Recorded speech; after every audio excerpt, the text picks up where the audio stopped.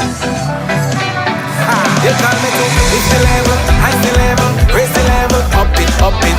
What if you had a choice? A choice of joining a line or a choice of making your purchases online? What would you choose? While you ponder on that, the National Lotteries Authority has provided another purchasing option. All their games are now available online. Yes, Grenadians! From wherever you are, purchase your favorite daily and jackpot type games using any electronic device. Register on the NLA's website at www.nla.gd.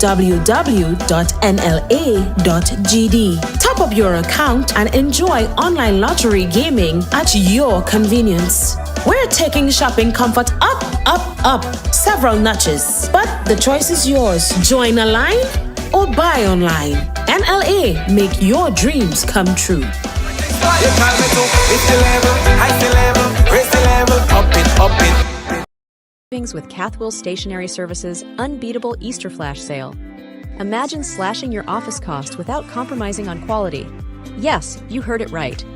For a limited time only, dive into exclusive deals like copy paper at just $18 per ream and up to 18% off on essential office and school supplies.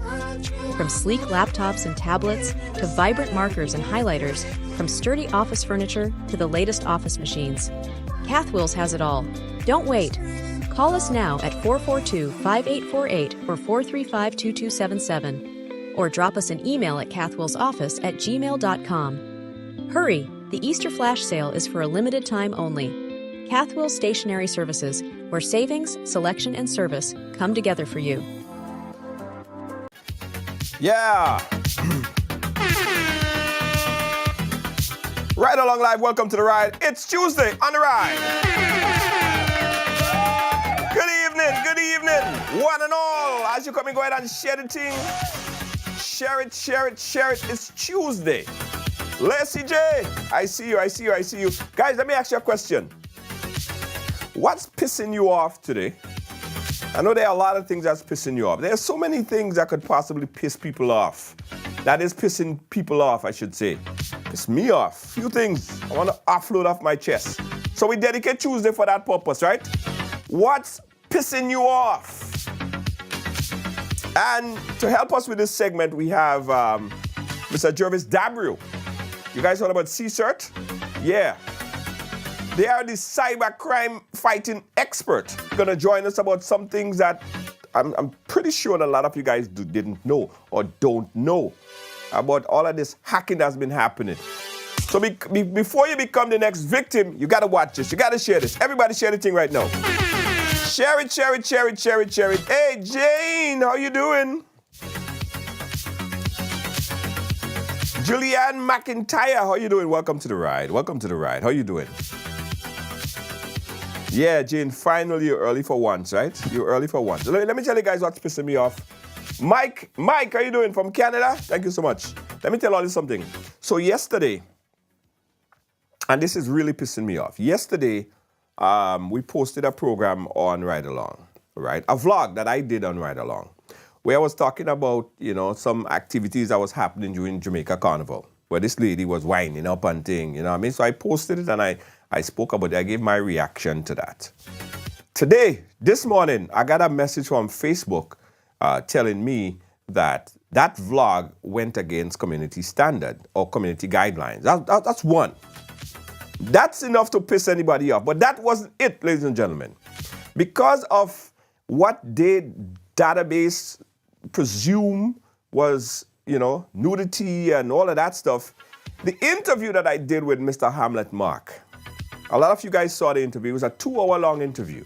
We spoke about a lot of historical recollection. We spoke about YSFM. We spoke about my history in entertainment and television and so forth and so on. A good interview.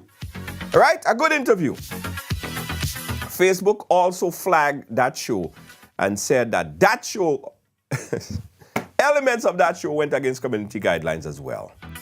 Well, I had to dispute it because nothing about that show went against community guidelines. But because of all of this, what they deem as community guidelines strike, well, not strike, but just some community guidelines that goes against our recommendation, they are actually shadow blocking the program. And let me tell you what shadow blocking is. You know, like normally when you go live, everybody gets notification. But in this shadow blocking that Facebook has been doing, because they said that content that I posted on the platform goes against the community standard, they're actually sending out less notification to followers, less notification to you. So if I post something, it's very unlikely that you would see it unless we correct those two videos. Yeah. Right? So unless we correct those two videos, and the only how they want me to correct these videos at this point in time is appeal it or delete it. Well, they didn't give me no option to appeal, so they already made the decision. They final on the decision. So the only option that I had was to delete those two programs. So until I did that, which I did, I was forced to delete that interview that I did with Hamlet Mark, which, you know, it's depressing to do that, because I thought it was a very interesting conversation, a 2-hour-long conversation. Gone up to over 26,000 views, and I thought it was something that, for historical purposes, everyone could have looked back to that program and gained some knowledge on the history of media in Grenada. I was forced to delete that program earlier today. A lot of people, Lacey J, don't get notification. A lot of people don't get notification because of that reason, right? Now, we work very hard to keep our recommendation clean, and we have no violation on our page, and we work hard to maintain that. And the better we are able to maintain that is the more recommendation that Facebook push out. So this is actually preventing the program at this point in time to reach the people that it's supposed to today. So here's what I want you guys to do. Let us defy Facebook and their notification. Let us defy them on their shadow blocking. Let us defy them on the AI that doesn't really work properly, and give them wrong notification. And share this program because it's an interesting program and everyone in our community is supposed to watch this. Mr. Jervis Dabrio is one of the best in the region, and he's here to tell us about how to prevent yourself from being a victim of cyber attacks. Some of you guys already became a victim. You already know, you already been through it, but it's a focus right now on the region, and we want to help you guys to protect yourself. So share it. Everybody share it. Everybody share it. Everybody share it. Everybody share. You know, like if somebody give you a good piece of cake and you want to tell the whole neighborhood, or you hear somebody business, who sleeping with who, and you want to spread it. That's how we go spread this program. All over, just share it. All over the place. Thank you, sweetie. Thank you so much. Everybody share. That is what's pissing me off right now. That is what's pissing me off. A program like today, this particular content need to reach everyone. Share it. Jennifer, Lawrence, thank you so much. Everybody share it. Share. Everybody share. This is not no ordinary program. Let me do the same as well. This is not no ordinary conversation. This is a program. This is a conversation that need everyone to listen to.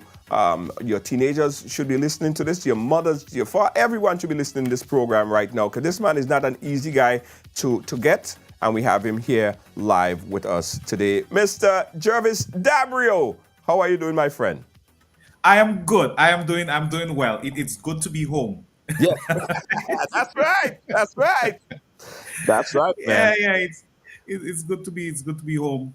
Been out for the last couple of weeks. Yes. Just paying attention to what is happening in the region, Yes. seeing where we fit into the entire puzzle, building a bit of capacity as well. So it's really good to be home. Nice. Right. Well, Mr. Dabrio, tell us a little bit about CSIRT. Tell us a little bit about that government agency there in Grenada. What's the purpose of it? Right. So let me first start by saying this, right? For Windward Islands, Grenada is the only one that has a CSIRT, right? We're actually ahead of the land of the flying fish as well, right? Wow. Because we have an entity set up directly tasked with raising awareness. So the CSIRT was set up to raise awareness, to get our people to a level where they are able to recognize the malicious content from good content. If they're unsure, they have a place where they can dump their stuff and it gets assessed and so forth. The students' responsible use, the businesses providing guidance. When it comes to you being safe online, that's where the CSAT comes into the picture. So you have a question, you're unsure, that's us right there. And because it is government, you pay indirectly. So you pay through taxes, right? But there is no fee also for anything. So really there is no excuse. Confidentiality is the watchword of any cybersecurity incident response team. It's nobody's business what you send to us. Of course, we will use the anonymized information Right. to teach others, to help others. But who lost the money, how that's nobody's business, right? So that is who we are. We operate from within the Ministry of ICT. So it means we fall directly under the Prime Minister when it comes to portfolio and so forth. Cybersecurity is a matter of national security. Yes. And that is how it has to be seen through the region, and it must be treated as such as well. So that's us. So what was impressive about that is that you're saying that Grenada is leading in terms of cybersecurity in the region. Yes. That's what you're saying. Yeah. So I mean, the thing is, it started back in 2021 with a conversation in the Ministry of ICT, right? And if you know Scholar, if you know PS Jeffrey, you would know that he's a get it done kind of person, right? You gotta get it done. Yeah. So that conversation happened between him, Morris, Emi, and of course the boss at the time was Dr. Mitchell. Right. And it was like, let's get this thing started. So it was actually, put together, and it was launched in 2022. The government changed, but the current administration understand the importance as well, because we're talking digital transformation, and we've seen an increase in the number of services that are available to Grenadians. Safe services, I may add, so you can stay home and pay the license and so forth. Do that. Well, that's what I do, right? So it continues in terms of the support, in terms of the emphasis, and so on. You look around the region and you'd realize we're the only country, though we're one of the smallest, but we're making quite a big splash, making quite a bit of noise to get our people to a point where the amount of money lost and the accounts compromised and so is a lot less than you'd see in some of the other spaces. Let's look from the date from when this was sanctioned to today. All right. Are you seeing an increase in terms of hacking or scamming, or the intent to scam people in the particular Caribbean region? Has that increased drastically from your recollection of things? So there is an increase, but the nature of the scams and what we have coming in to us at the National CSAT, it has changed quite a bit.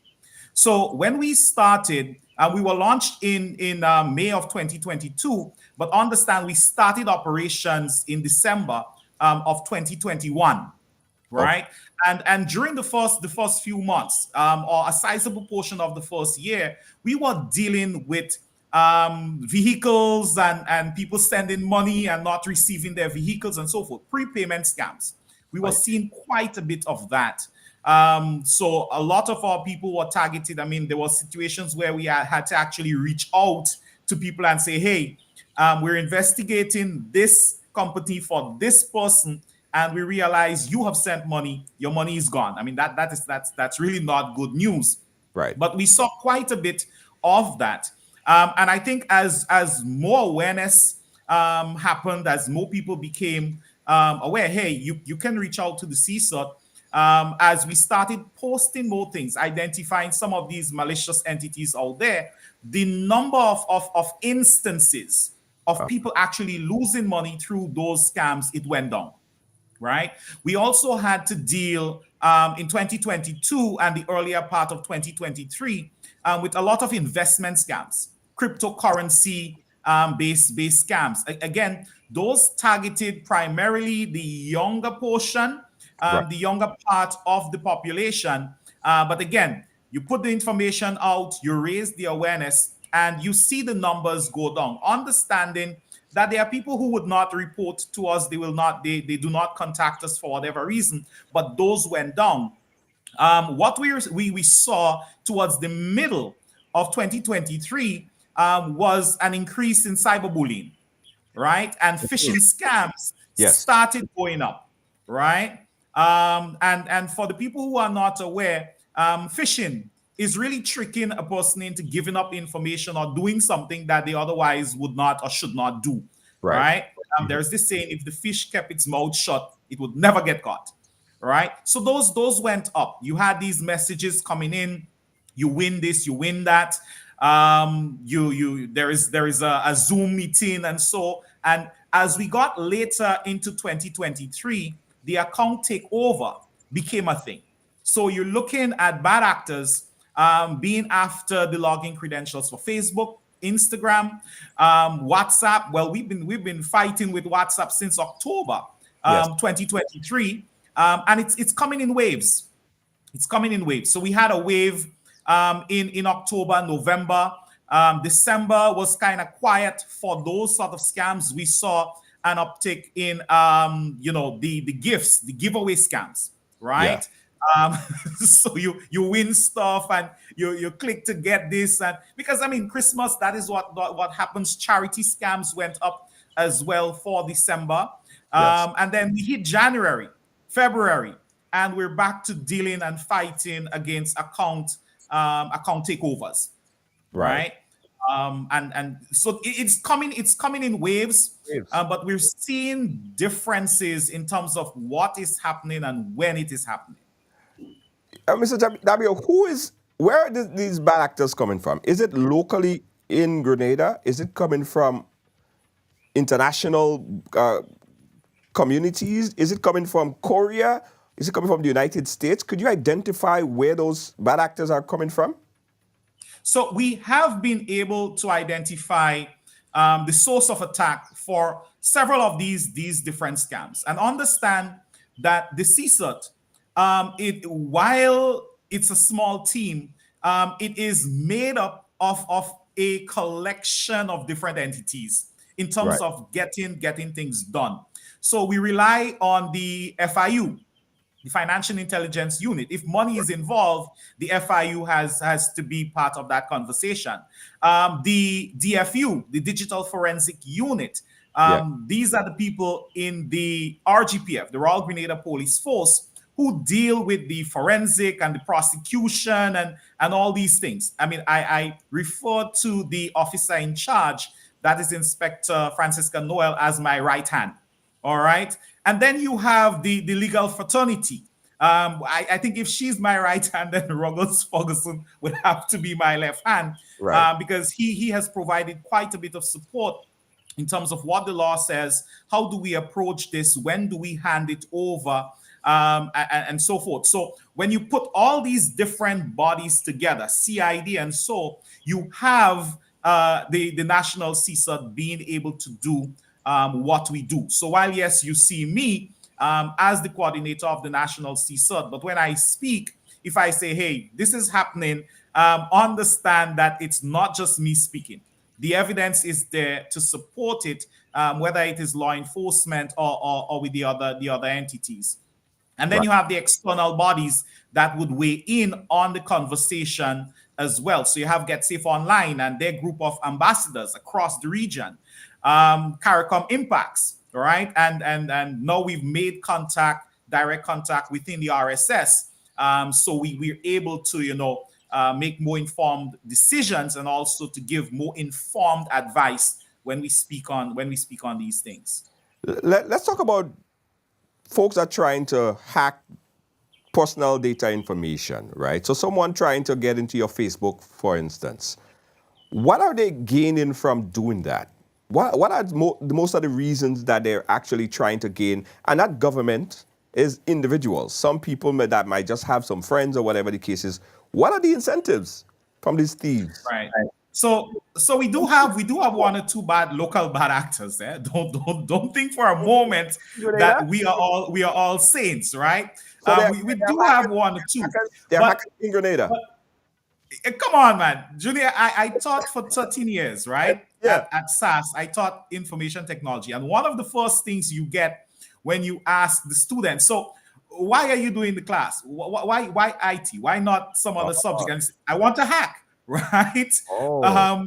So you do have, I mean, you have people who experiment with a host of different things. And you know they wanted to. We've seen some stuff that is a bit suspicious. Some of it we've handed over to the DFU, the Digital Forensic Unit, to take a closer look at. But in the majority of the cases, it's not local, right? You go back to the vehicle, the prepayment scams. Those are not local. Money is being moved all over the world. So you have money being sent to the US, then it's moved to the UK, and then it jumps to the African continent. You have this is how it works. A lot of the WhatsApp account takeover. A lot of these, while local numbers are being used after they are compromised, a lot of those, it goes back again to some of the on the African continent. Some Asian bad actors are involved in that as well. But that's the nature of it. So that is where it's coming from. And I mean, when you look at, for example, the Ariza hack, and so you're looking at more organized criminal entities. So you ask, why is it happening? Yes. Well, Junior, if I got access to Ride Along Facebook account, what can I do with it? I could push videos, and so the number of followers you have on there, when I do a @, followers, those videos, the amount of people who will interact with it goes up, right? And in addition, if I gain access to your Facebook account, understand I didn't do the heavy lifting.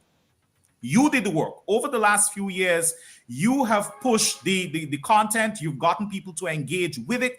You've built up the number of followers. I can now step in and utilize that to do whatever it is, to push whatever content I want. And that is what you find with a lot of the Facebook compromises. It's about like farming.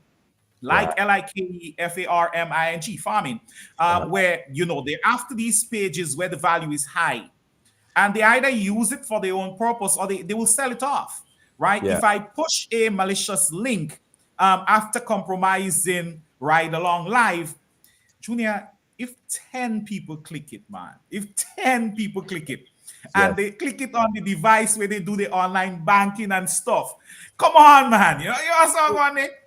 This is the nature of the beast that we're playing with. When it comes to the WhatsApp, we have gotten reports, right? People who actually called in over the last month and a half where they actually sent money.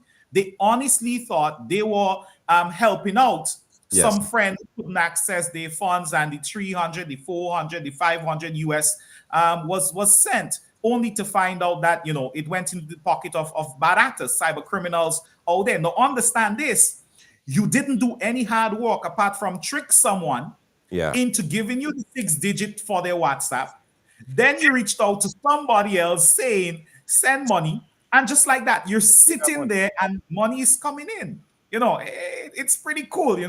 For a few minutes work, you can clock a couple thousand US dollars, and that is where I think we need to relook the whole statement of crime does not pay, right? Cybercrime is very, very lucrative. As a matter of fact, the two largest economies in the world would be the US and China. The third is cybercrime. You're looking at it estimated to be about $10 trillion in 2025. By 2025, that is not joke money you're talking about, right? This is how bad this thing is.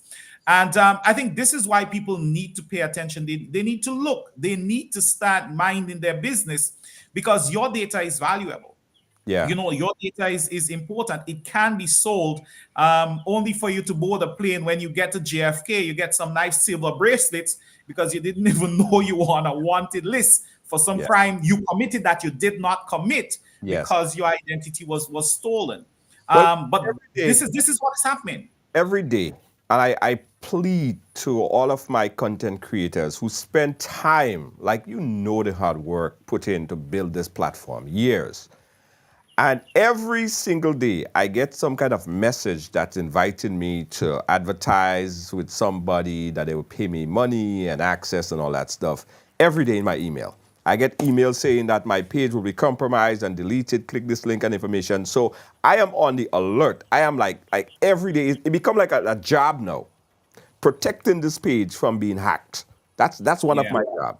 So I understand what could be done, because not only that, the page is monetized, is valuable to anyone who have access to it, and that's what they have been trying to do. So let's talk about some of the things, some of the preventative measures someone could do. First, let's talk about the WhatsApp. This is recent. WhatsApp, I've been getting calls recently in the past couple weeks about a Zoom call and joining a Zoom. Later I found out, you did a video on it, that it actually is a massive scam that's been happening. Tell us about it and tell us some of the preventative measures that people could take to avoid from being a victim of that. Right. So let me say this to start, Junior. What really pissing me off at this point is Meta. Meta is pissing me. Dreddy, Meta is really pissing me off, right? This is a PG show and I don't use obscenities, but if I did, you will understand how pissed off I am with Meta. And when we talk Meta, we're talking Facebook, we're talking Instagram, and we're talking WhatsApp. Yes. Right? But just to run back a little bit, Junior, the more popular your page gets, is the bigger the bullseye on the back of it. Right? Yeah. That is how it's going to be. So whereas now you may have 5 or 10 bad actors coming after it, the number is going to go up as they see, one, the page is monetized, right? So whoever gain access to that will, with a little bit of adjustments and so, they'll reap the benefit of that. The page is very popular, right? And that, again, even if it wasn't monetized, the followership for that page makes it very attractive to bad actors, right? So, I mean, I am glad you recognize that, hey, your job has changed from just content creator and advertiser and videographer and all these things to now cybersecurity officer and it's not just your Facebook, because your YouTube channel, you understand, and you've built out, the how they call it, the Amazon, look, it's slipping me now. Right. So again, they're gonna come at you. So with WhatsApp, how can you secure it? Well, first off, don't share any code you receive with anybody. But right now, if you're looking at this, you can actually start the process, right? You simply open WhatsApp, you click on the 3 dots in the top. I could while you're speaking about it, I believe I could follow along. Let me hold on. I think I could put that video on the screen. Let me see. Okay, yes. Okay. Let me go right here. I'll put my phone up so we could get the folks that's watching to actually do it, guys. This is information. Do it with us, if you haven't, you must do it, right? What we're actually going to be doing is putting a deadbolt on the front door of your house, right? So you already have a lock on there, but we're putting a deadbolt. So if somebody is able to get a copy of the key for the regular lock, that deadbolt is going to keep them out, right? So you open WhatsApp. I'm in WhatsApp. Wow, I have a lot. Right. A lot. And don't watch my thousands of messages. Right. So you would have to go to settings, right? And once you get to settings, you would see accounts. Right here, accounts. I'm right in there. And you have 2-step verification. Right now, here. 2-step verification and 2-step authentication, it means the same thing, right? It's just you having to provide a second way of getting into your account, right? So you tap on 2-step verification. Yes. And you want to turn it on. Now, I'm very happy it's saying turned off because it means yours is turned on. Yes. Great job. Yes. Right? Yes. So for those of you who... I'm going to turn mine off, so I just show them the process. How about that? Okay. So fair enough. Let me turn it off just so I could show them the process. All right. So I just turned mine off. There we go. So it's off right now. Right. So that's So what they would see. turn it on. Yes. All right. Turn it on. So you click turn on. Boom. Right. And you now have to enter a 6-digit PIN. Um, put whatever number you want, right? Right. Again, you do not share, that number. I'm not going to show them the number because, you know, Well, of bad course, don't actors will be watching. But while you're doing that, let me also say this. For the persons who watching this and you have older people in the family and they use WhatsApp, please set the two-step verification and don't tell them what the code is. Right? So you have older people, you have grandma, whoever, set the code, set the two-step verification, but do not tell them what the code is. Why wouldn't you want to tell them? So just in case somebody tricked them into giving them the first 6-digit code, the key to the first lock, they would need the key to the second lock. Only grandma can give it away because grandma does not know it. Right? So it wouldn't be grandma calling you and saying, hey, I can't use my WhatsApp anymore. It would be grandma saying, somebody called for some code for some Zoom meeting and I gave them. And then you're like, yeah, well, it's a good thing the deadbolt was on. Right? So that is the importance of it. Set the pin for the older people. Don't tell them, but you make sure it's there for you as well.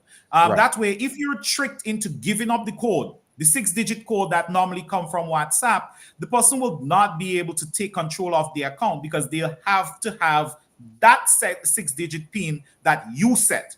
So one comes from WhatsApp, the first factor, the first verification, and the second one is yours. Don't share it. And just like that, you have protected your WhatsApp account. Right. So you have That's to enter it twice. You have to enter it twice. So you enter it, and it also asks me to enter my email address, which I'm going to do right now as well. Right. Let me type that in. So, There's no security risk in showing you my email address.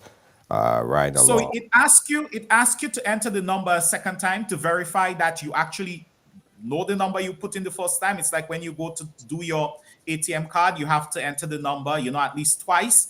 The email address is just in case you forget that key to that lock. They will be able to send it. You'll be able to get back in by using your email address. Right now, the email address, it is a nice fail safe, but understand once you add the email address in there, please ensure that that email address is kept safe. Because now, instead of you having just one key to the deadbolt that is kept around your neck, there are two keys, right? One that is around your neck and one that may be in some bag or something somewhere in the house, right? Your email. Yes. So you have to now keep your email account safe. But once you've done that, it's going to be a lot more difficult for them to complete an account takeover or to actually be able to, get in there and do whatever they want. And while we're on that, let me say this. Should someone get into your WhatsApp account, all is not lost. You simply need to just start the process as if you're installing and setting up WhatsApp from the very beginning. Right. So some people uninstall WhatsApp and they reinstall it, then they put in their number and so forth. But that is how the process, the recovery process, that's how it starts. You will not get in the first time. You'll have to try a few times. It's going to test your patience, but you need that. That's the process, right? That's the process. So don't fall for people reaching out saying on Facebook, click on this link so you can get back in and so forth. The only person who could get you back into a WhatsApp account after it's compromised is you setting up on the device the SIM card. All right, we seem to be having a bit of a connection problem with Mr. Jarvis Dabrio, and we're speaking about protecting yourself, protecting your data, protecting your personal information from the bad actors. And we just went through a whole list of things that you need to do to protect that and enable two-step verification. Mr. Dabrio, are you back? Yeah, you there? All right, Mr. Dabrio is setting back up. And once he's set back up, we will continue the conversation right here. Again, guys, this is important stuff. And a lot of people don't like information. A lot of people don't like good information because I'm hearing the cry for the whole week last week. I probably got about 500. If you think I lie, look at my WhatsApp, guys. Take a look at my WhatsApp message, right? Look at this. Look at this. If you take a look, you'll see that I get a lot of messages, a whole lot of messages, 505. And a lot of these people in my 505 are people who are asking me for assistance for this very same situation. Mr. W, are you back? Yes, I'm back. Right, yes. Yeah, we just lost you for a quick bit there. So I was just telling the audience that it's important that you pay attention and you watch this program. I know a lot of people might think it's not the sexiest program to watch. Data protection is nothing sassy about it, nothing sensationalized about it, but this is important information. Pay attention. This would save you a lot. Time and also money. All right, Mr. W, you were saying, sir. Right. So I was saying once you've done that, your account is safe. You just don't need to give away the 2 keys. Right. And of course, if you do lose access, then you just set up WhatsApp all over again on the device that the SIM card is in. And after a few tries, you will get back in. It could take anywhere from a few hours to a maximum of 7 days to get back in. Now, that is unlike what happens with Facebook, right? Meta is doing a horrible job when it comes to giving people back control of their Facebook account. Right. And I think 2 of the bigger profiles that I have seen that have lost control and have not gotten back in is Mr. Killer. I know he was on a couple weeks ago, a couple days ago, I think. No, a couple weeks. I think about 2 weeks plus ago, right? And the Delves, Patrick Delves, I think his wife, I think it's her page. That page had quite a bit of followers as well. Oh. That page access to that page was lost sometime back, right? It's been a while. So and Mr. Killer has over 100,000 followers on that page. So you could understand that the bad actor who gained control of it, they've been pretty happy. Yeah. Now Meta is once you get into a Facebook account and you make certain changes. So if the bad actor is able to get in there, they change the recovery account, they change the phone number, they may change the name and so associated with the account. Meta is not doing as good a job to get you back in. So the thing is here, you need to secure that account as well. All right, you need to secure that Facebook account. And again, it is as simple as you ensuring that 2-factor authentication that is turned on. That you do not go clicking on links where you have to put in your credentials and so forth to gain access to Facebook. It's a case where you have to protect the keys to the castle. Yes. Right. And ensure that 2-factor, as I said, authentication is turned on. So the people who may have their phone with Facebook, maybe we could run through that as well. Yes. So they secure that as well. Okay, go ahead. I'm going to follow along. So you open the Facebook app. Top right hand corner, you have the hamburger menu. Those are the 3 lines. That's how we call it, the hamburger menu. Let me see if I could follow along on my device. So you go to the Facebook. Mm-hmm. Guys, if you see any personal information, act like you don't see it, okay? On my phone. Okay? Go ahead. All right. So no, hold on. Let me go in as my personal. That's for my personal page, right? Not for my business page. All right. So we're in. Let me switch this as well, because I want to make sure I'm giving you good advice. Yeah. Right. So once you're in your profile, the hamburger menu, yes. top right hand corner. That's the 3 lines, one above the other. All right. So you tap on that, you get into menu. Hold on. Let me find it. Okay, you get into menu. And you would see the little gear. That's your settings icon. That's to the right of the menu, the word menu. Okay, menu, yes, I'm in the gear. Right. And at the top, you see password and security. Someone is calling me. Let me just hang up on them. Password and security. No. Go back up. Go back up. Go back up. Go back up. Password and security. Top of your screen. Password. Okay. All right. Settings and privacy. Password and security. Oh, password and security. Okay. Right. It's right there. Uh-huh. So you tap on that, and now you have the different things that you can do in there as far as password and security is concerned. So you go to under account setting, it says password and security again. So you actually see that in there again. Yes. And there you have it. It says two-factor authentication. I already explained two-factor authentication, two-factor verification. You're basically looking at the same thing.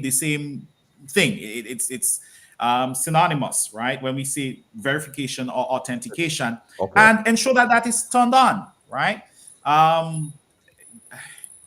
And I'm going to ensure because, as I said, yeah, okay, I have it. Right.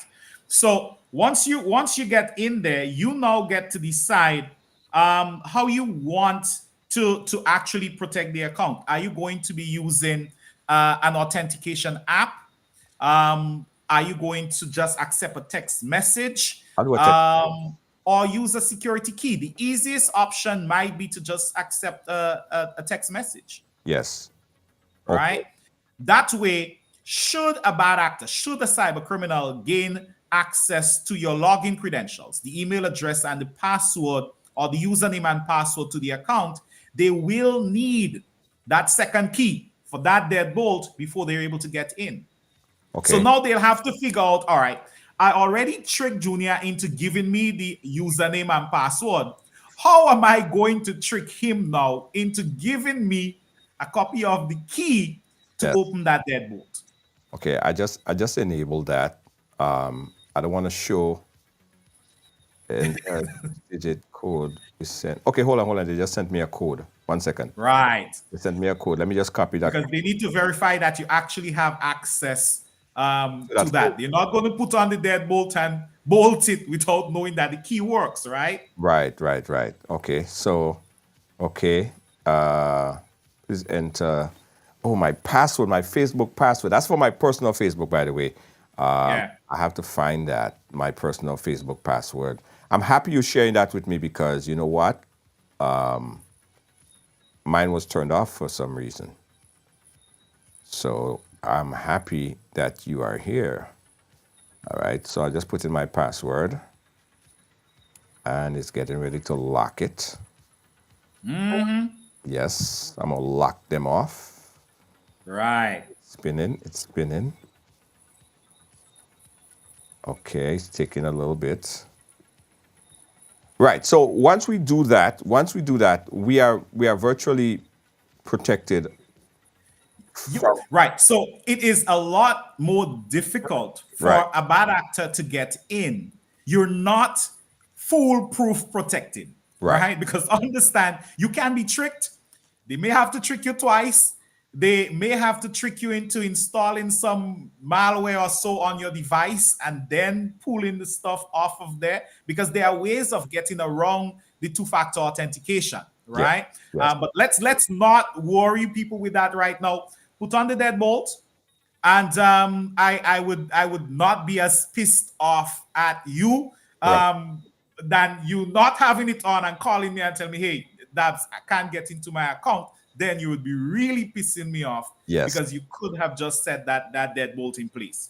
Yes, absolutely. And I'm encouraging everyone that manage Ride Along in particular to do that, because they all have access to admin for the Ride Along page itself. And once they get through with any one of the admin, they could have access to the page. Right. So everyone, and I think that is what has happened to some of the pages I have seen, bigger pages I have seen, not necessarily local pages that were compromised. In some cases, if you reach out and speak to the person saying, hey, what happened? I mean, how did that happen? You hear, hey, it wasn't me. One of the administrators was a little bit lackadaisical in terms of securing their device and access through their account, and that is how the bad actor got in. Right. Understand that if, as I said, the more popular the page is the more attractive it is to bad actors.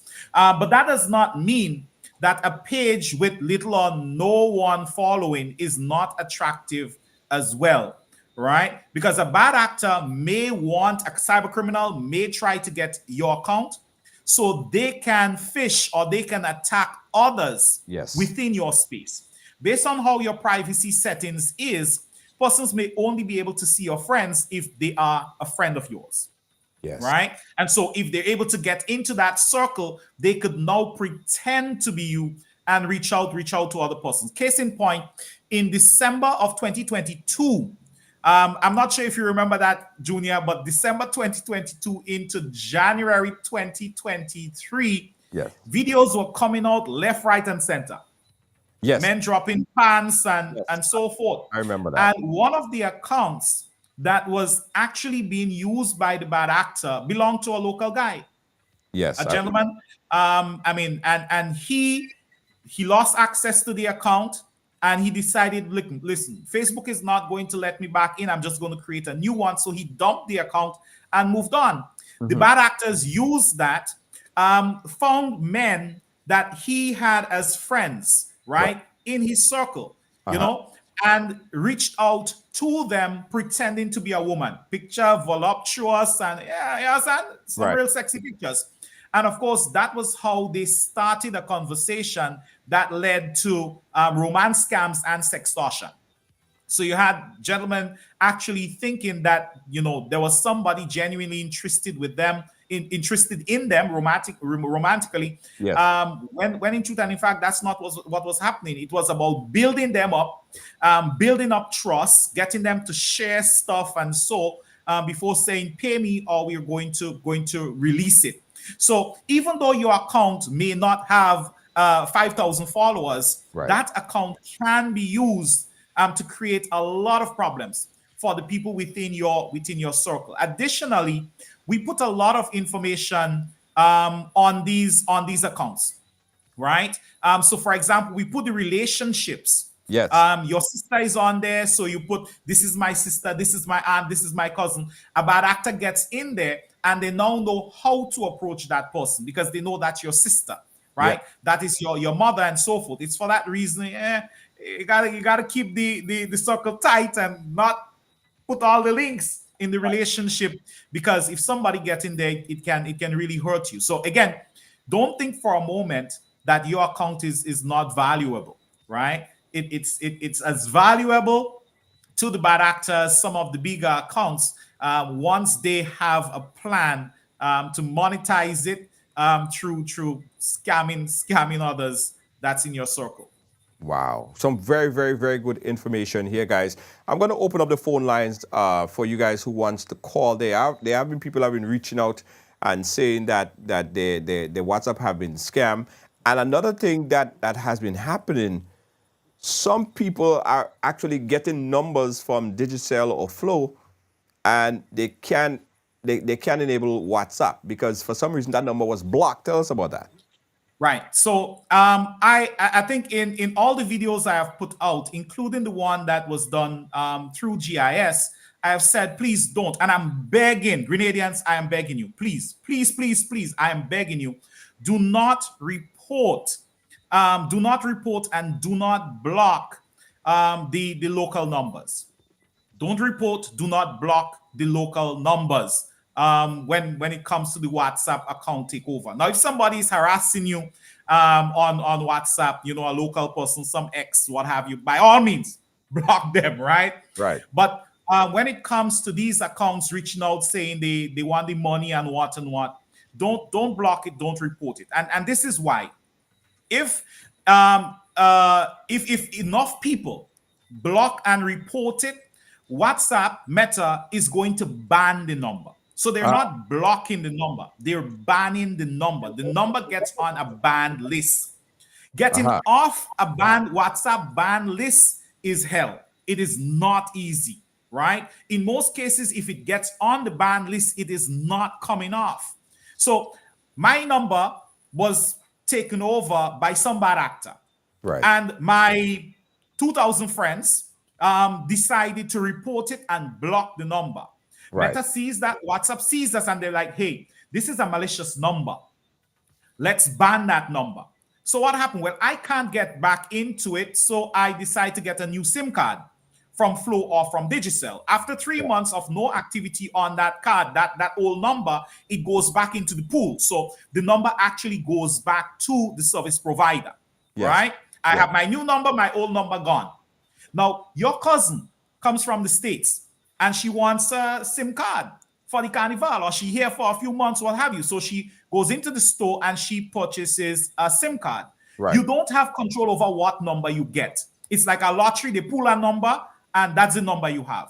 Right. I have investigated. In most cases, they can't even tell you the number that they're giving you until they've activated that SIM card. I see. Now you have a number, brand new SIM card, put it in your phone, try setting up WhatsApp, and you're told it's banned.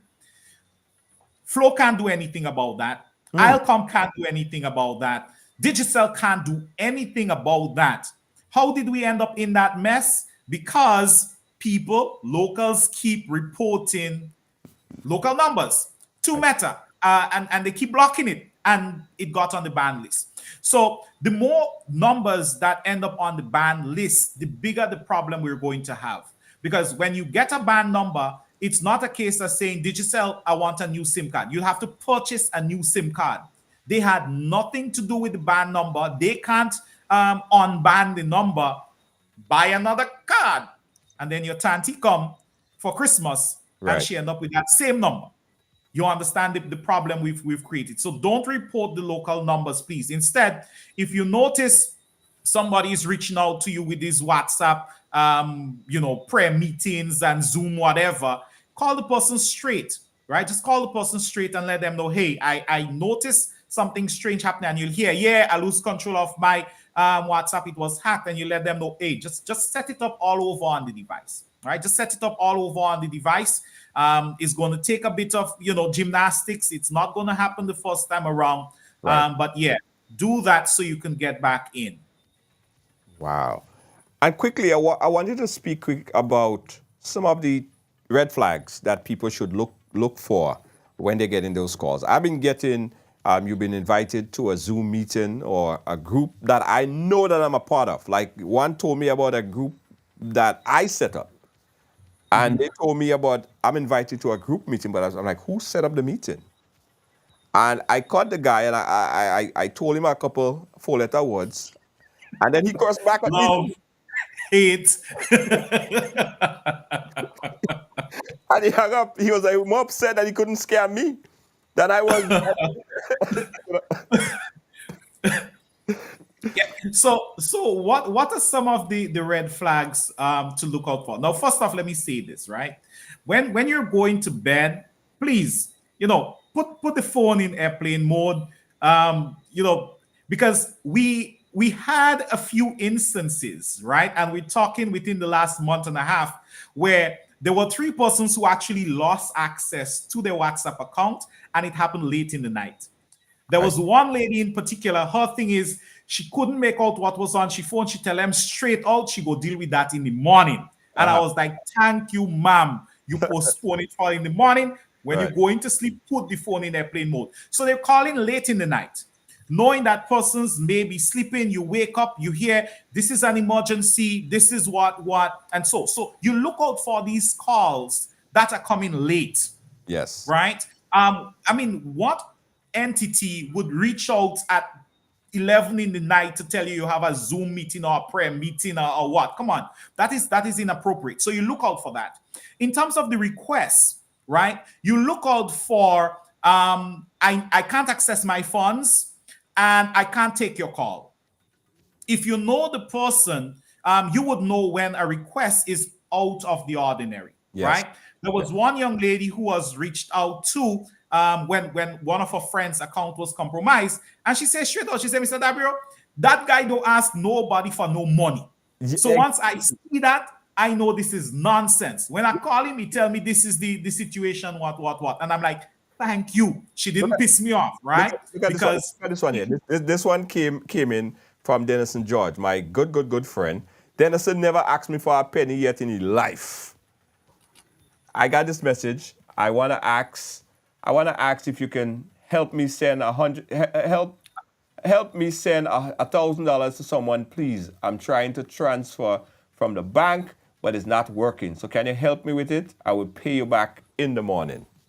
Right. So you see, there are a couple. Leave it up. There are a couple things there, right? Yeah. Now, in this instance, we have a capital T that should not be there, and sometimes the English is not on point. Right. But you find that because people often type and write as they speak, right? But it's not just that. It is what I want. So Yes. there is a request for money. Yes. Right? Yes. It is why the request is being made. I can't access my funds. Now tell me, how or not can you not access your funds? Yeah. Right? They may tell you something with the bank, something with the card, something whatever. And they always promise to pay back tomorrow or as soon as they have access. Yeah. Right? Now, again, if this is something you're accustomed receiving from somebody, it should not throw up a red flag. But let me say this, Junior. Let me say this, right? Uh-huh. In the earlier part of the year, February and early March, right? Almost $400,000 was lost to bad actors on this rock. How did it happen? The lion's share of that money was because emails was sent to financial institutions. Yes. The financial institutions did not verify the instruction. They just go ahead and action it and send people's money to bad actors, right? You should always verify, and you do not verify inside the same medium where the instructions came.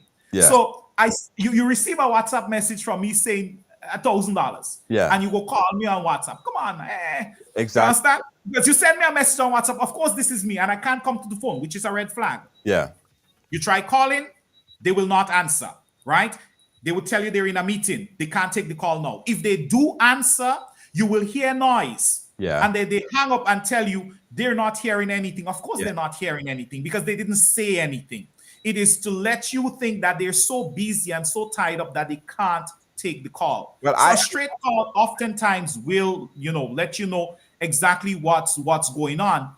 But yeah, these are some of the things that you need to look out for. Zoom meetings.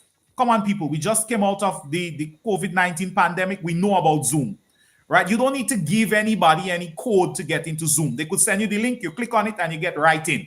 Yes. Right? To get into the program tonight, I didn't have to type in no code. Exactly. You send me a link. I click the link. I get in. I just had to put in my name and I was good to go. Exactly. Right? So you shouldn't have to share any code. And my thing, Junior, is if you send me a code telling me it is for me to access a meeting, tell you what the code is that you send me. My response is, well, what code did you send me? Yes. Tell me the code you send me, and I will tell you yes or no. Exactly. And unless you call the code I have, the answer is no. It's not that one. Try again. Exactly. Right? So these are some of the little but understand too that it is about social engineering, right? This is what it is. It's about manipulating people. The people who got the call for the prayer meetings, they are in groups with prayer meetings. And the people who fell for the PTA, they're in PTA groups. So let's clear up a few things now, Junior. One, people listen. If somebody calls you on WhatsApp, you don't know the number, some scammer, some hacker, and you answer, they can't take over your account just like that. So don't let your blood pressure fly up to the roof and you fall long dead because of that. They can't take over your account because you answer the phone. There are instances where you answering a phone call can result in your device being compromised through WhatsApp. That is not one of them, at least not yet. What you need to pay attention if you do answer the phone when you don't know the number that is calling is what you say and what can be heard.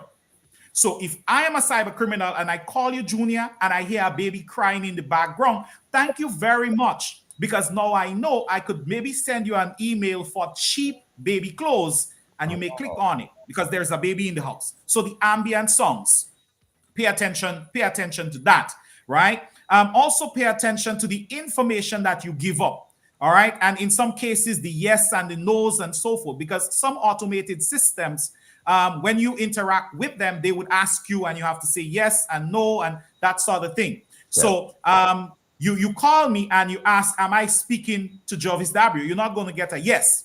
This is W. Yes. That's what you get. This is W, right? Come on, I mean, you're not going to get, but it takes a while for you to get in the mindset of that. So one, your device would not be compromised just like that. Two, if somebody gain access to your WhatsApp account, they get control of it. Let's assume they got access to it at 7 o'clock. Yes. And you were sent a message at 6:55. So somebody sent you a message at 6:55, and they got control at 7. They will not be able to see the message that you got at 6:55.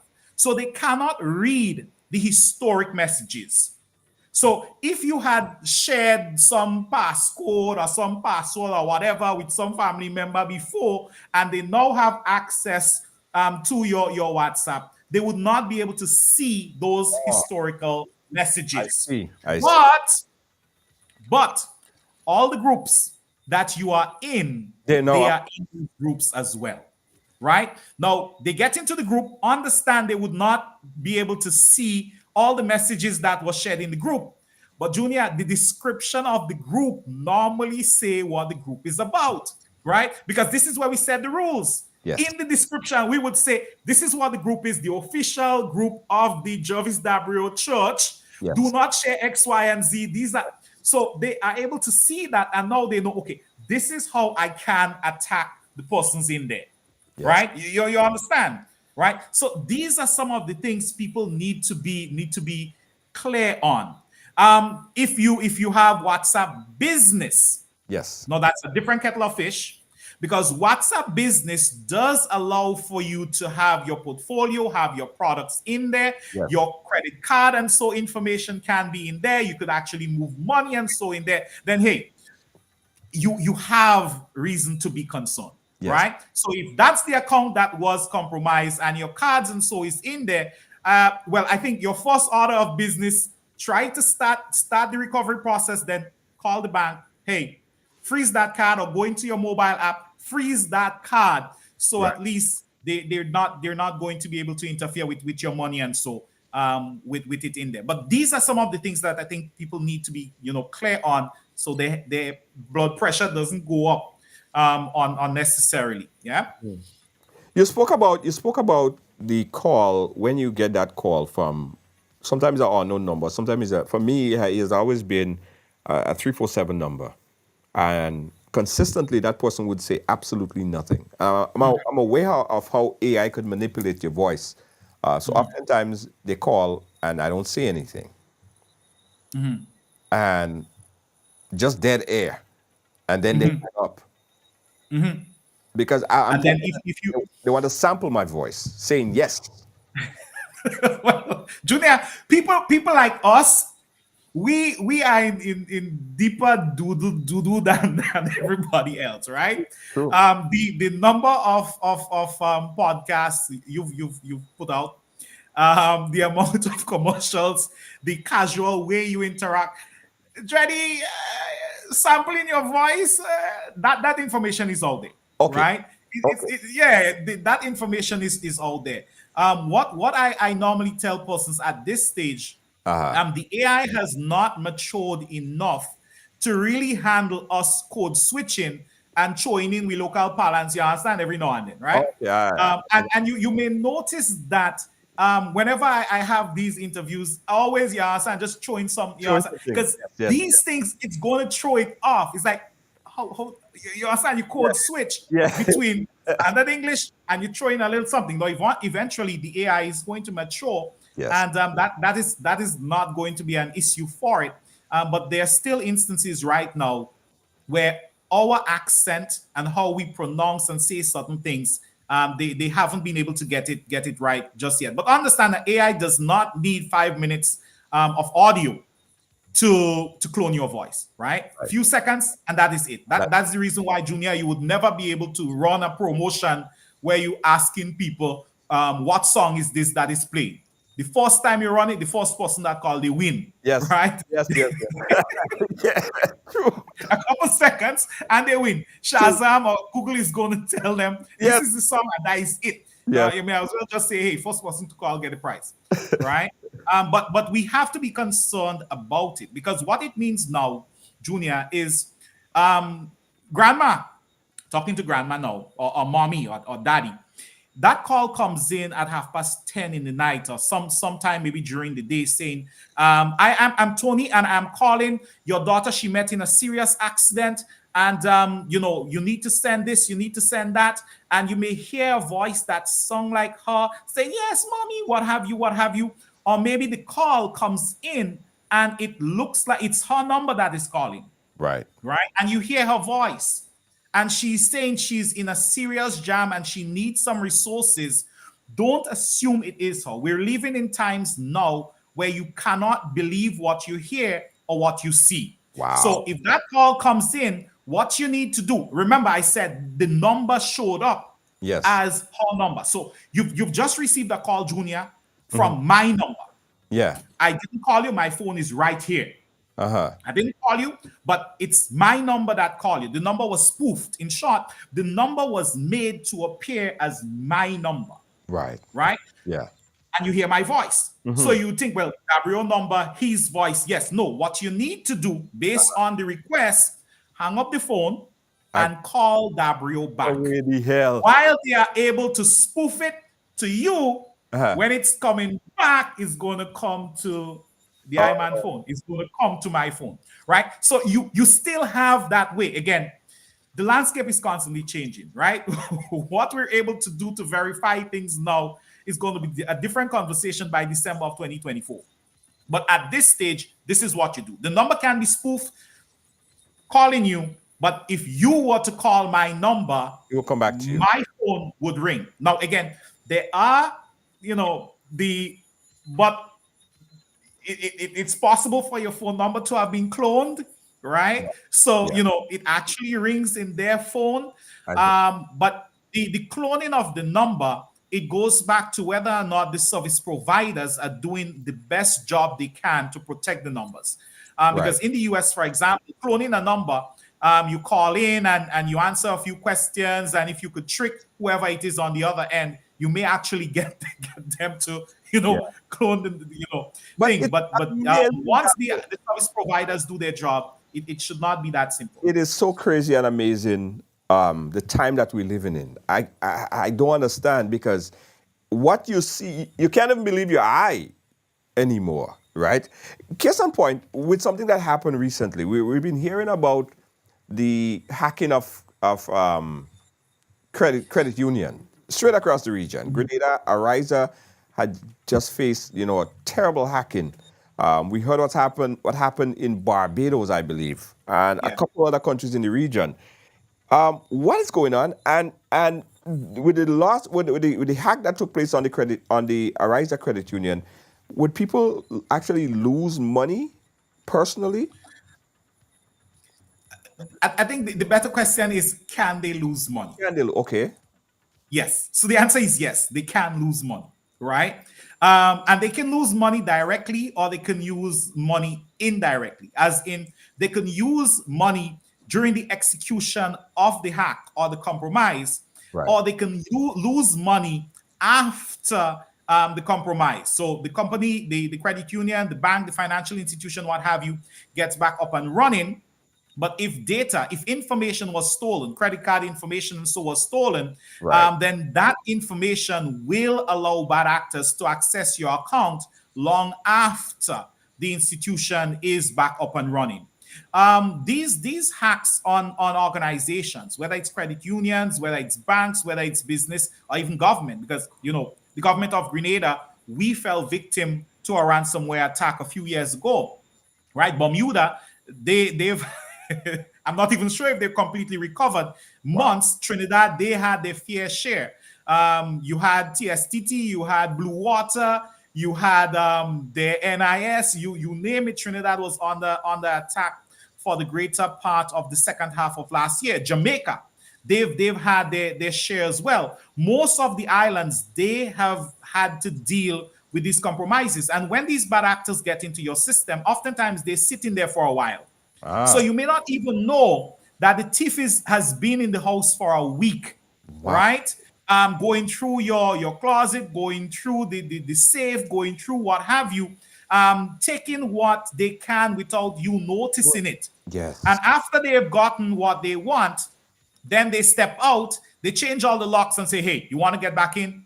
Pay me to get back in so you can. Now, you have two choices. One, pay them to get back in, or decide, hey, to hell with you. I am actually going to break down the doors and put in new doors myself. Now, this is the approach that we encourage, because when you pay, you're helping to further fund these criminal organizations. So even the FBI would say, hey, don't pay. But your ability to recover and get back up and running quickly depends on how prepared you were for such an attack. Understanding it is not if, it is when, right? We're all going to fall victim to some cyber attack at some point in time. When it happens is where the gamble is. We don't know, because of how diverse the entire thing is, because of how broad the landscape, wide the landscape is, and so forth. So if you're a member of an organization that got hit, then you cannot assume just because the organization is back up and running that you should not look over your shoulder. You should monitor the accounts, and you have to be very vigilant, right? Look out for emails coming to you where information that was supplied to that organization is in it, right? So they're more targeted now with the phishing attack. Spear phishing. It is not just a broad net being thrown for jacks. This is deep water fishing where you have individual hooks, fish on the hook. That is what you look out for. We see what is happening in the US with the AT&T hack. Millions upon millions of people now on high alert because their personal information was stolen. We saw what happened in Trinidad late last year, when even the Prime Minister, Rowley, his personal information was on the dark web after TSTT said, nah, nothing personal wasn't stolen. Then they came out, yeah, some personal, well, and the whole fiasco with it. So you have to now monitor and be alert, right? Be alert. Because it could be a case where you're getting the funds, and so they'll try taking it after the fact, right? But during these compromises, yes, some bad actors would see because they're in the system for a very, very long time in most cases. The average time a bad actor would sit inside of a system, you're talking in excess of a year. Some would be in there for 18 months, just in there, gathering intel and so forth before they finally drop the hammer. All right. And understanding that cybersecurity is not invested in within our region as a lot of other things, tourism and agriculture and so forth. That is the problem, W. That is the problem. We're soft targets. We are soft targets. I was talking about data protection, because these companies now need to even do more. I mean, as you said, it's not if, but when. But still, significant investment have to be made in protecting people's data. So what happened now if they go into my account and get all my information? By the way, I can't even access my account. I don't even know how much money I have in there. I might go in there when it comes up and it tell me I have $0.00. What the hell am I going to do now? Like what? Well, you file a dispute, right? You file a dispute as soon as. But let me say this, Junior. Because we're talking what really pissing me off. Yeah.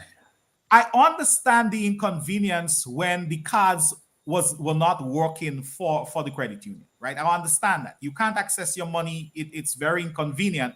But I was in a good place, Junior. Right? Why? Because I knew if you as a customer can't access your funds through your card, if your card details were stolen, the bad actors can't touch your money either. Right. So I put out some stuff. I had conversations saying, listen, you guys need to check on certain things and make sure everything is everything.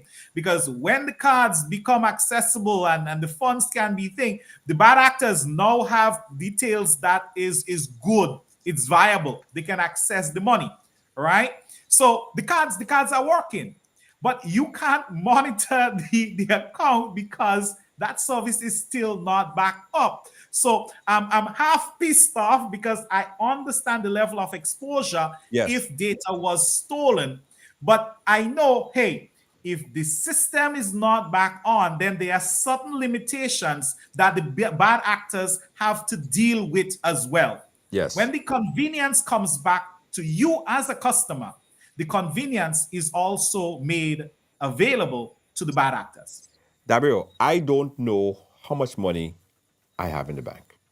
Like to a T. I don't know how much Yeah. dollars and cents. I know average how much money I have. Yeah. So when my account become back active, I don't know exactly precisely how much money I had to begin with. That's probably a bad thing. Junior, you're pissing me off right now. You're pissing me. You're pissing me off. So, Money come in and out every day.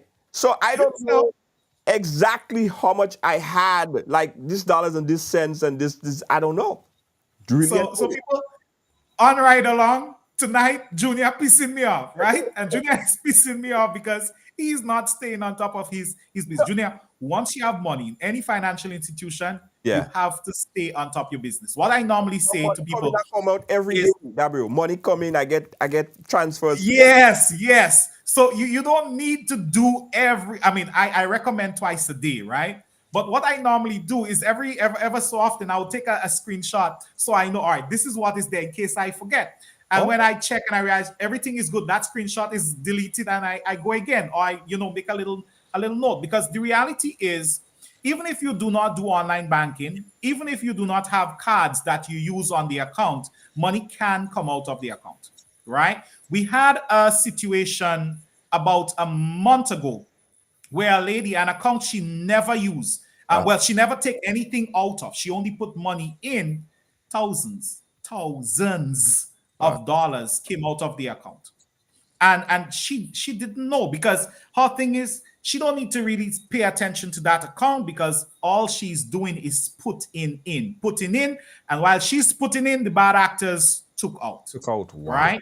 Yes. As far as I am aware, she has not gotten back the money as yet, because of the process and all this rubbish from the financial institution. So you have to stay on top of your business, monitor the accounts. For the people who are customers in an institution that is compromised, you would have to, after, look at what was there prior to, Right. and see if anything looks out of place. So if on average it is supposed to be $1,000 coming in, ballpark figure, then the account should be growing by around that. All right, that is what's supposed to be in there. If the bad actors took $5 out of everybody's account, then I don't think anybody would miss that. True. But they most likely would have made off with hundreds of thousands of dollars. Yeah. Wow. Listen, that's great information, fabulous information. Now, and I'll tell you again why I don't know exactly down to the penny that I have in that account. I have daily expenses pulled from that. So the day that it was compromised, I don't know exactly at that point in time what money came in. At this point, I don't even know who paid me and who don't pay me. I just can't access the account at all.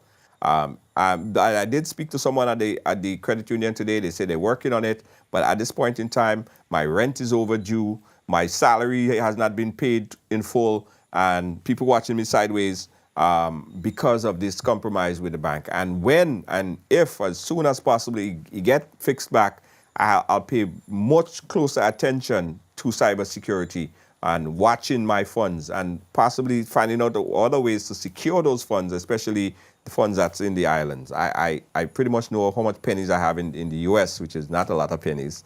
But for Grenada, I tell you, I don't know to the T. I don't know. Honest to God, I don't know. So Rose lied, because Rose is saying Junior has too much money. He I don't can't know keep too much. track. I don't Junior, know please send some my way. Nah, I don't know too much at all.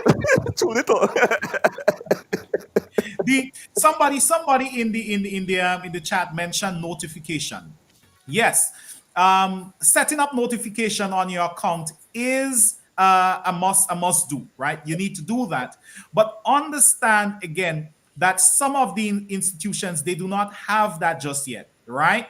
And it's not foolproof. It's not foolproof because if a bad actor is able to get inside the system, they may be able to turn off notification from within the system.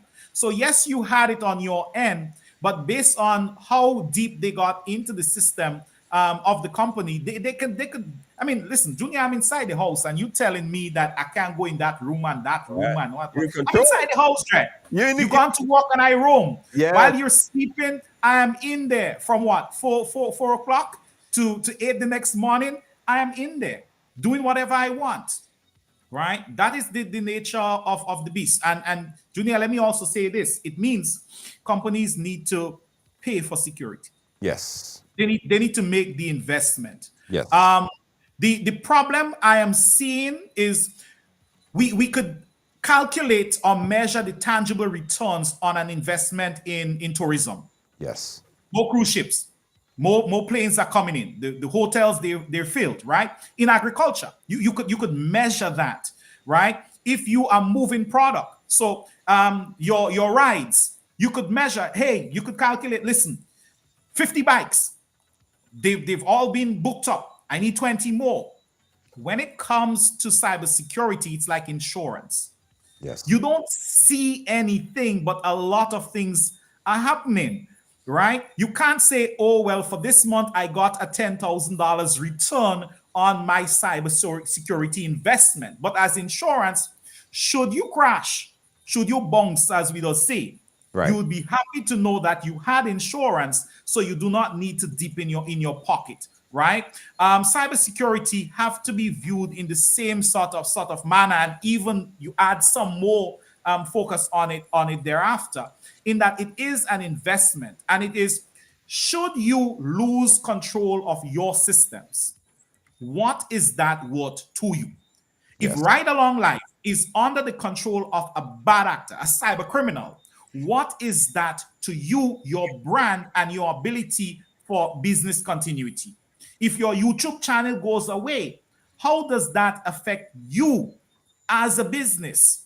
And if your business would grind to a halt, then the question now is, what would be a fair amount to put into securing that business, right? And it has to be budgeted for, because it's not I'm going to pay and nothing is going to have to be paid for the next 10 years. Junior, this field, I've told persons things in 2022 that I had to untell them, if you get where I'm coming from, because some of the red flags are no longer red flags. Some of the things that used to be safe are no longer safe. And it's like you constantly have to be coming back and say, well, remember I told you, before you put anything into a website, look for HTTPS. Now we're saying if you see HTTPS, it doesn't mean it's safe. Right. All right. It has changed. We used to tell people, when the emails come in and the spelling and grammar is bad, red flags. Now we're telling you, with AI, it's going to come in spot on. Right? Right. Perfect grammar, perfect punctuation. The tone is just right. You understand? Everything in there is it's on point. But And my red flag is, if I get an email that does not address me by name, full name, if they say hello or hi or dear, and they don't include my name, especially from any kind of institution, official institution, I delete. I feel like they should know my name. Junior, I compromise an entity, a company that have your land paper. Your grandmother, the last thing she had for Christmas 10 years ago, right? Because when you go for loans and things, you give everything, It's like you go for visa. If they ask you for a school sample, you're giving them. Yeah. So I have all that information. Junior, you really think you're getting an email from me saying, dear sir / madam? Exactly. It's going to say, it's going to have your full name. And if I got in there and I was able to see how the company normally send correspondence, so their style and so forth, it's going to be in that style. It's going to look just like it. I got into the system. I take the letterhead. So it's not you looking and see whether the image is of a different quality. I was in there. I had my run of the mill. I could do whatever I want. More targeted attacks. And that's why I'm saying, after these compromises, The people whose information was wrapped up in any of these entities, you must be on high alert. As I said, for the people who are looking at this in the US, and so this is what is happening with AT&T. Trinidad is a similar thing with the TSTT hack. These bad actors are not walking away empty-handed. They know fully well you may not pay, so they have to make a money. And if you will not pay as the entity, they will get it from your customers, from your clients, if they were not able to take it themselves from within your system. This is crazy. Listen, Cesar, listen, that just too much information already. I think we need to talk again. We can't get them more information. This is just too much already. Just too much already. Just tell the people where they could follow Cesar, the national Cesar, for updated information on a daily basis. And today, as you rightly said, that's just the tip of the iceberg. Because wow. I came back from, as I said, I was out for 2 weeks. It's one conference, then another conference, and some of the things that's happening, Dreddy, and that pissed me off, because this is about what pisses me off.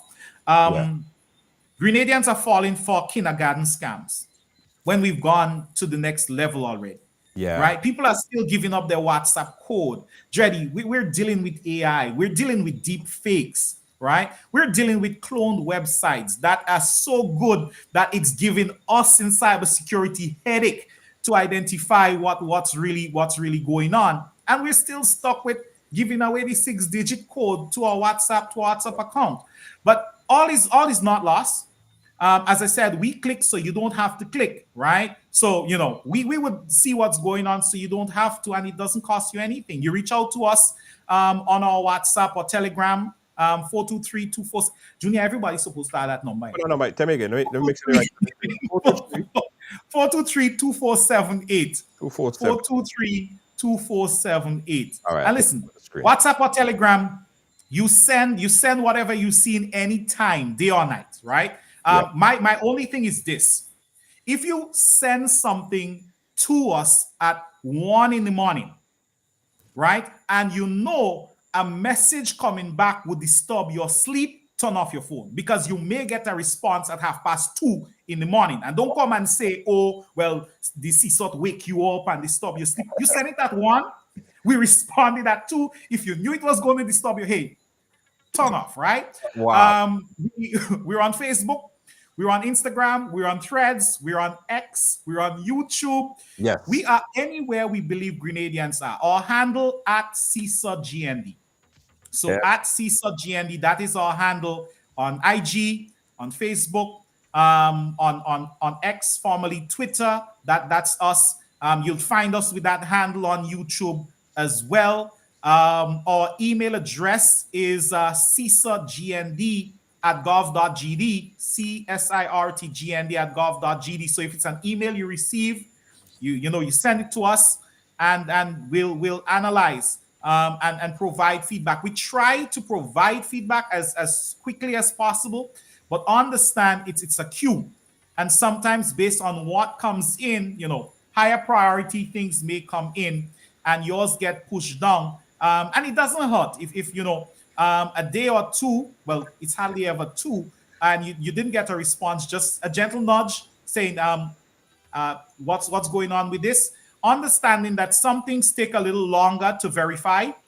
So when it comes to the university scams, the scams for degrees and diplomas, and so these oftentimes, it take a little bit more time and effort to get to the bottom of it. But once it is something we've already analyzed, we're able to just pull that from the database and provide you with feedback. You want a report as to how we arrived at that, we're willing to share. And if you want to actually speak with somebody, because you can't call 423-2478 straight, then give me a buzz. Wow. 414-7297. My number is a public number, so don't call me and ask me if you could share my number. It's a public number. 414-7297. You call that number anytime, day or night. Wow. I like how you guys. It's not ring, but I'll call you. I'll call you back, right? So we can have that conversation. And please, when you get the information how to secure yourself, just share it. Empower somebody else. We need more soldiers fighting this fight to keep our people safe. Somebody asked me last week, I believe. Why are they hearing so much about scams and so in Grenada? Is it that other places? The answer is no. But we're making more noise about it. We're raising awareness. We're putting out information. So naturally, people all over, they're seeing it and they're thinking, oh, well, Grenada is, no. A lot of mess is happening elsewhere. And Junior, before we wrap up, I have to, because I made a note of this and it slipped me. Parents, talk to your children. Parents, talk with your children, especially those who play games, right?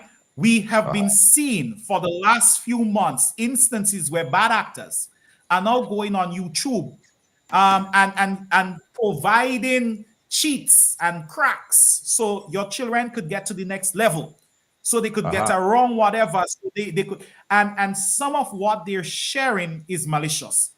These children, when they click on it, when they install these things on their device, it is compromising their device. And these children are on the same network in the house that you are on. If a bad actor is able to get into their device with the right amount of skill set and know-how, it is possible based on how your network is set up. And most people, it's just how Flow give you or how Digicel give you. That's how it is. It is possible for a bad actor to walk, digitally from that child's device to yours, and you're trying to figure out how I lose money. How did this happen? I didn't click anything and so forth. Well, you didn't, but the weakest link in the chain was exploited. So talk to them about that, please. And understand that if you want a software right now, a program right now, you better, be willing to fork out money to pay for it. Because a lot of the torrenting sites laced with malware. So you go for it free, you end up, well, you pay for it, right? You pay for it, just not directly to the company, maybe through your account or with your data. So please talk with them. Please let them know this is serious, and the weakest link is what is going to be exploited. My children, they've had the talk so much. There are times when I tell them they should be delivering some of these things. It frustrates them because daddy always talking this thing, but you have to keep stressing, and you yourself, adopt security as part of your culture. It has to be part of the culture. I walk into a room and I look for the cameras. Based on where the cameras are, I leave my phone in my pocket. I don't know who is, monitoring those cameras, what they'll see. You go into the mall, you have people coming off the cruise ship, and there's cruise ships, and they're sitting on the floor on their computer. The internet connection on the cruise ship is faster than what is in the mall. They should be out walking about, right? It is possible some of them might be mining data because you're connected to free. We love free. And whatever you're accessing through the network, the bad actors, these guys and gals sitting there may be able to look at and collect your data. So again, it's about you just understanding there are threats all around. And you have to keep your head on a swivel and your mind in gear. That's right. Wow. Too much information. And the next time that we're on, we're going to talk about people that like to thief free Wi-Fi. People and the dangers of doing that, because you could be the whole conversation. We will have it the next time. Trust me. And what we'll do then, Junior, we'll do a VPN access giveaway. Right. So because when you're talking free Wi-Fi and you're talking protecting and securing yourself, you have VPNs have to be part of the conversation. A couple lucky persons will walk away a bit more secure, having access to the VPN I use. Right. That's good. That's good. Mr. W, you are a wealth of information. Too much information. I thank you so much, my brother. Keep doing your great work. All right. Then thank you for having me on. Grenadians, be safe. Don't piss me off, right? Nobody else losing access to their WhatsApp. Nah, we gone past that. We better than that now, right? Absolutely. Don't piss me off. And Junior, stop pissing me off. Stay on top of that account. Right? I will. Mind that business, man. I promise. All right. Thank you so much. All right, bro. All right. That was Mr. Jervis Dabrio. This man is an encyclopedia of information, guys. Excellent stuff. Guys, don't forget this program is brought to you with the kind compliments of Ride E-Bikes, Excursions and Tours. Ride, e-bikes, excursions, and tours. Guys, we have a ride this weekend. Who want to go? You in Grenada, you want to go? You want to go St. Mark, Victoria? This Sunday, we inside of St. Mark. Ride. Let's ride, guys, this Sunday. Check us out in the Esplanade Mall and book your ride this Sunday in the Esplanade Mall.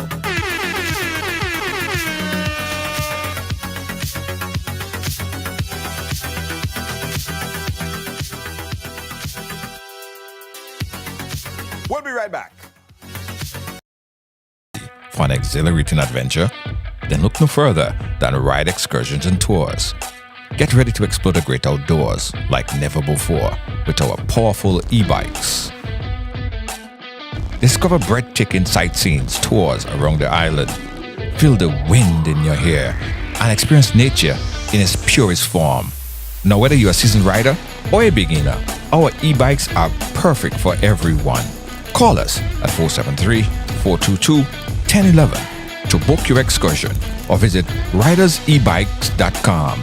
That's ridersebike.com to reserve your spot. Unleash your adventurous spirit with Ride Excursions and Tours, where every journey becomes an unforgettable adventure.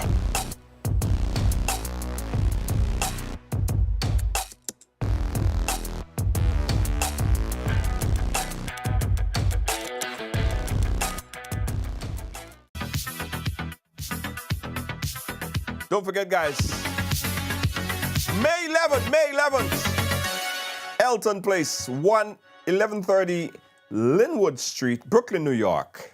Let me tell you something. The New York Spice Mass Lunch 2024 is on. Yeah. Get your tickets now. Get your tickets now. Get your tickets now.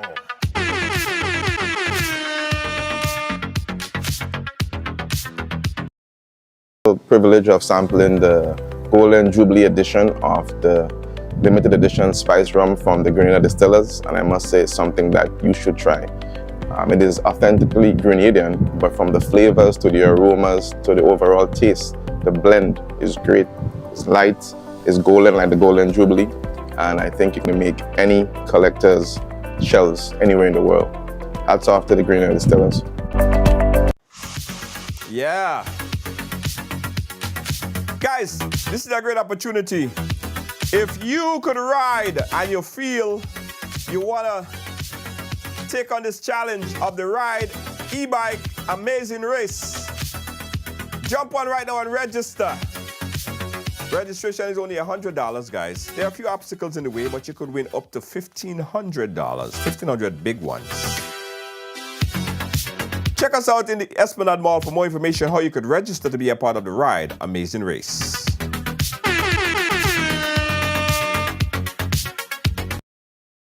With Cathwell Stationery Services' unbeatable Easter Flash sale. Imagine slashing your office costs without compromising on quality. Yes, you heard it right. For a limited time only, dive into exclusive deals like copy paper at just $18 per ream and up to 18% off on essential office and school supplies. From sleek laptops and tablets to vibrant markers and highlighters, from sturdy office furniture to the latest office machines, Cathwell's has it all. Don't wait. Call us now at 442-5848 or 435-2277 or drop us an email at cathwellsoffice@gmail.com. Hurry! The Easter Flash sale is for a limited time only. Cathwell Stationery Services, where savings, selection, and service come together for you. I want you folks to play these 3 games from the NLA. Daily pick 3 cash flow and play with. You will be supporting sports and culture, nation building and our future. So go out and play, folks, make it a must. You will see what the National Lottery is doing for us. When you play pick 3 cash flow and play with, the NLA will support you all the way. Starting September 30th, Monday to Friday, these 3 games will be drawn mid-morning, 9:45 a.m., midday, 12:45 p.m., and evenings, 7:45 p.m. The National Lotteries, supporting sports, culture, and nation building. Sandy Manity. Yeah. Thank you guys for watching. Guys, don't forget, if you're looking for t-shirt printing and more, check out Instaprint. If you want to get your t-shirt printed, vests, sweaters, what have you, even cups, mugs, check out Instaprint. In Grenada, you could call Instaprint Grenada at 473-422-1011, especially for those going in final assembly, want to get your shirt done up nicely. Give them a call, 473-422-1011. They also sell blank t-shirts, huh? Yeah, they also sell blank t-shirts. Check them out. Final assembly t-shirts and blanks. Any kind of idea, any kind of concept you have, they could design it. They also have the blanks. There you go with the blank t-shirts. You could also get it there at Instaprint Grenada. In New York, you can contact Instaprint at 718-701-5720. Get your t-shirt printed from Instaprint. Thank you guys for watching. Thanks for being a part of our program today. We appreciate you so much. Tomorrow, we're back. Another live program right here on The Ride. Peace out. See you tomorrow. Bye-bye.